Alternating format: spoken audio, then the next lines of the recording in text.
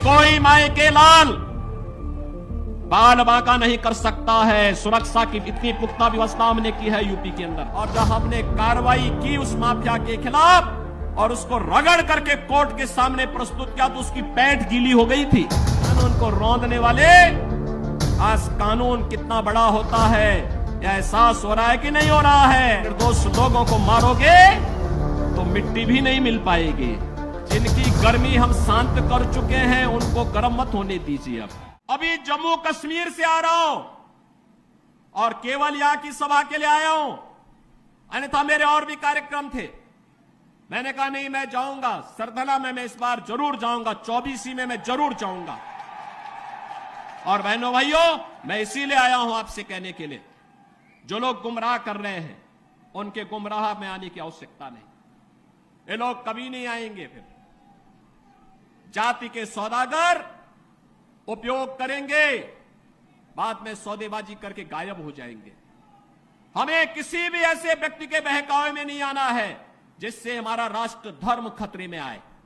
याद रखना, इस देश के राष्ट्र धर्म को हमेशा खतरा जब भी आया है इन्हीं लोगों के कारण आया है, जिन्होंने जातीयता के आधार पर समाज के सामाजिक ताने बाने को छिन्न भिन्न किया है, हमेशा छिन्न भिन्न किया है। और बहनों और भाइयों, मैं आपको इस बात के लिए आश्वस्त करता हूं कि कोई माए के लाल बाल बांका नहीं कर सकता है। सुरक्षा की इतनी पुख्ता व्यवस्था हमने की है यूपी के अंदर। आज आप देखते होंगे बड़े बड़े दुर्दांत माफिया और अपराधी किस कदर उनकी दुर्गति हो रही है। आप देख रहे होंगे, जिनके नाम से ही लोग कर्फ्यू जैसा माहौल होता था, आज उनकी दुर्गति क्या है हर व्यक्ति देख रहा है। इन माफिया और अपराधियों की स्थिति क्या है आप रोज सोशल मीडिया के प्लेटफॉर्म को उठा करके देखते होंगे। एक दुर्दांत माफिया ऐसा भी था, बहनों और भाइयों, जब आज समाजवादी पार्टी की सरकार के समय चलता था तो मुख्यमंत्री हो या मुख्य न्यायाधीश, इन सब के काफिले रुक जाते थे और माफिया का काफिला निकलता था।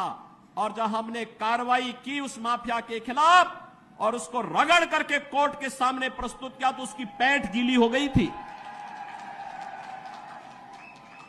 उसकी पैंट गीली हो गई थी। और तब हमने कहा था, उस समय उसको हमने कहा था, कानून को रौंदने वाले, आज कानून कितना बड़ा होता है यह एहसास हो रहा है कि नहीं हो रहा है। और निर्दोष लोगों को मारोगे तो मिट्टी भी नहीं मिल पाएगी। और बहनों और भाइयों, इसीलिए मैं आया हूं आपसे कहने के लिए, देखो, जिनकी गर्मी हम शांत कर चुके हैं उनको गर्म मत होने दीजिए। अब इस क्षेत्र को विकास की मुख्य धारा के साथ जुड़ने दो। उनकी सबकी गर्मी शांत हो गई है, वे गए काम से।